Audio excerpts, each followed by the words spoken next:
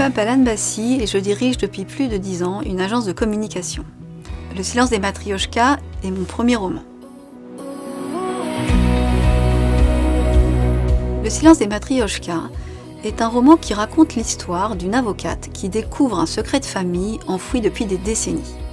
À partir de cette découverte, l'héroïne décide de rétablir son histoire familiale à travers une enquête qu'elle mènera grâce à l'aide d'un généalogiste. En fait, elle cherche à mieux comprendre l'histoire de son arrière-grand-mère, morte dans des circonstances à la fois mystérieuses et non dites, et elle cherche à mieux comprendre parce que cette disparition qu'elle ressent pèse sur sa vie personnelle, sa vie intérieure.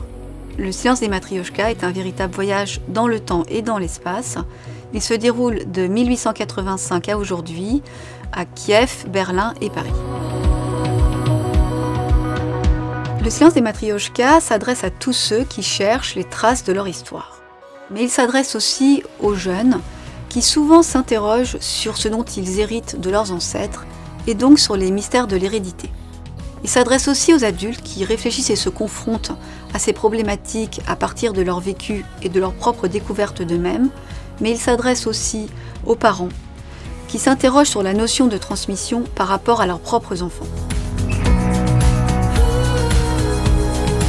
C'est avant tout un roman sur la transmission parce que c'est un roman sur le passé et la mémoire, sur la réminiscence du temps que l'on pense disparu et sur les traces et les empreintes de ce qui a survécu, qui a été transmis. Comment se fait cette transmission mémorielle ? Comme si elle se faisait à partir d'une sorte de permanence insoupçonnée du passé. La transmission est au cœur du roman, c'est l'idée centrale. Mais il y a 3 autres thèmes connexes à celui de la transmission. Le premier est celui des secrets de famille, le deuxième celui du transgénérationnel et le dernier celui de la lignée féminine. Concernant les secrets de famille et la façon dont ils reviennent d'une manière ou d'une autre toujours.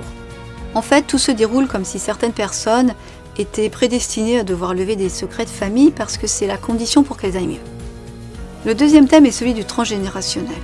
On sait aujourd'hui que certains mal-être ou certains inconforts trouvent leurs origines dans ce qu'ont vécu les générations précédentes. Dans le roman, l'héroïne ressent une souffrance qu'elle ne comprend pas, sur laquelle elle n'arrive pas à poser les bons mots. Pourtant, c'est une souffrance qu'elle a depuis toujours et qui empiète sur sa vie.